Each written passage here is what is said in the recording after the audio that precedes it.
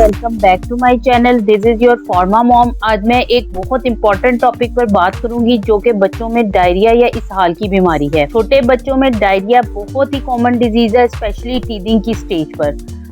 हमारी सोसाइटी में अगर इस एज में डायरिया हो तो कहा जाता है कि दांतों की वजह से ही डायरिया हो रहा है, जबकि ऐसा बिल्कुल भी नहीं है। क्योंकि बच्चा इस स्टेज में अपनी टीदिंग को कम करने के लिए हर गंदी मंदी चीज अपने मुंह में डालता है और उसकी वजह से उसके पेट में कोई बैक्टीरिया या वायरल इन्फेक्शन चला जाता है और उसको डायरिया की शिकायत हो जाती है। छोटे बच्चों में ये बीमारी खतरनाक हद तक बढ़ सकती है, क्योंकि अगर बच्चे में पानी और नमकियात की कमी हो जाए तो ये बीमारी उसके लिए जानलेवा भी हो सकती है।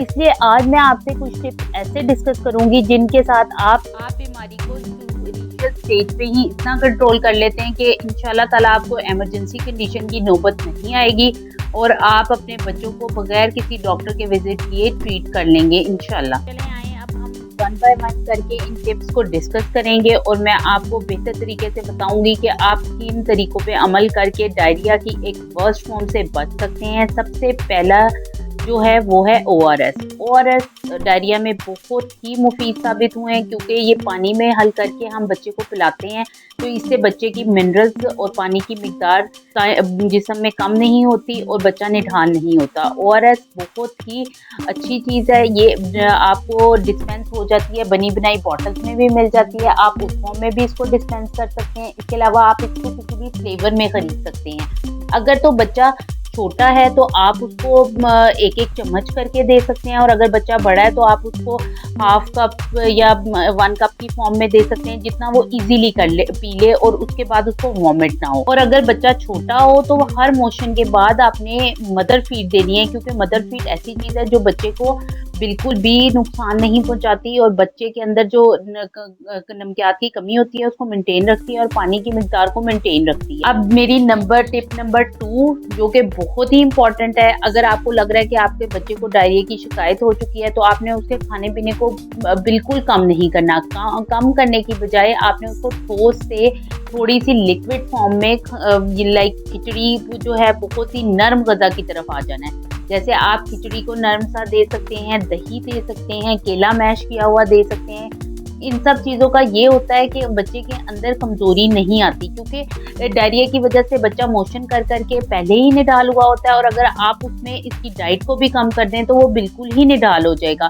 इसलिए आपने इस बात को जहन में रखना है कि आपने बच्चे की डाइट को कम होने नहीं देना, बल्कि आपने उसको नरम गज़ा में तब्दील करके उसके लिए बेहतर फॉर्मुलेशन बनानी है। जो है वो है जिंक का इस्तेमाल। जिंक बहुत ही मुफीद चीज़ है डायरिया में। ये आपके पेट की इम्यूनिटी को बढ़ाता है और डायरिया को वर्स्ट स्टेज पे ले जाने से रोकता है।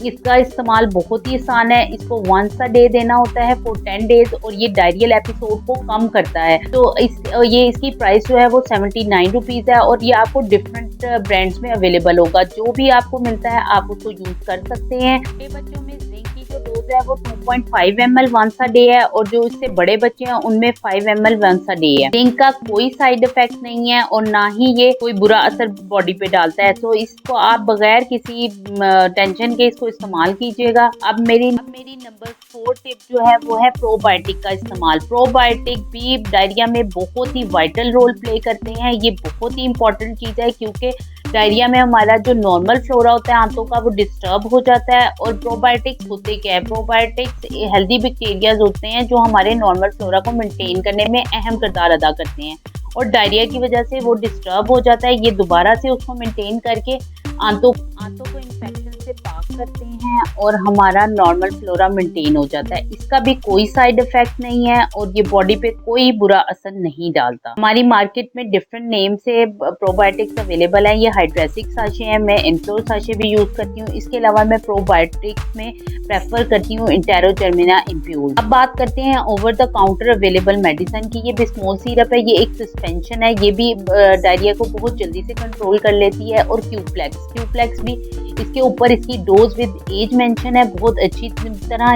इसका इस्तेमाल बयान किया गया है बॉटल के ऊपर। तो आप इन सब में से किसी भी चीज़ को इस्तेमाल कर सकते हैं। अब हम बात करेंगे डायरिया में रैश की, क्योंकि रैश भी डायरिया में बहुत ही कॉमन है और माएँ अक्सर शिकायत करती हैं कि जैसे ही बच्चे को डायरिया होता है उसको रैश की भी शिकायत हो जाती है। और बाज़ औक़ात तो रैश इतना वर्स्ट हो जाता है कि उसमें से खून भी आना शुरू हो जाता है। उसके लिए मैं आपको सजेस्ट करूँगी कि आप पेट्रोलियम जेली का इस्तेमाल करें, वैज़लीन की फॉर्म में, या मार्केट में अवेलेबल है, और वैसे भी आप पेट्रोलियम जेली ले सकते हैं। वैज़लीन की एक थिक लेयर आप डायपर के ऊपर अप्लाई कर दें जब भी आप डायपर चेंज करें। इससे इंशाल्लाह ताला जो रफ सरफेस होती है डायपर की, वो स्किन को तंग नहीं करेगी और स्किन ज़्यादा बुरे हालात को नहीं पहुंचेगी। इसके अलावा ये पीट के नाम से एक ट्यूब अवेलेबल है, ये बिल्कुल भी इसके अंदर कोई स्टेरॉइड्स शामिल नहीं है, आप उसको भी यूज़ कर सकते हैं। उम्मीद है कि आप इन सारी टिप्स को इस्तेमाल करते हुए डायरिया पे ओवरकम कर जाएंगे और आपके बच्चे को एंटीबायोटिक की ज़रूरत नहीं पड़ेगी, क्योंकि हमारे बच्चों में जो ज़्यादातर डायरिया होता है वो होता है वायरल, और उसके लिए और उसने 7 दिन को पूरा करके खुद ब खुद ही ख़त्म हो जाना होता है। इसलिए बेजा इस्तेमाल एंटीबायोटिक का ना करें और बच्चों में एंटीबायोटिक रेजिस्टेंट ना डालें, ताकि आपके बच्चे को किसी भी खतरनाक सिचुएशन में डील करने के लिए एंटीबायोटिक उसकी बॉडी पे असर कर सके। और अगर आपका बच्चा इन सारी टिप्स को और दवाइयों को लेते हुए भी निढाल होना शुरू कर दे, तो काइंडली अपने करीबी हॉस्पिटल जाएं, क्योंकि ऐसी किसी भी सिचुएशन में बच्चे को ओरल मेडिकेशन की बजाय उसको आईवी मेडिकेशन ज़रूरी होती हैं, जिससे उसके जिस्म के अंदर जो पानी की मिक़दार है वो मेंटेन रहती है और बच्चा किसी बुरी स्टेज से पहुंचने से पहले पहले उसकी ज़िंदगी को बचाया जा सकता है। अपना बहुत ख्याल रखें। उम्मीद है कि ये अपना और अपने प्यारों का ख्याल रखें और बच्चों की सफाई का खास तौर पर ख्याल रखें, ताकि उनको डायरिया जैसी बीमारी से बचाया जा सके। प्लीज़ अगर आपको ये वीडियो पसंद आई है तो लाइक का बटन दबाएं और सब्सक्राइब करना मत भूलें। Thank you so much.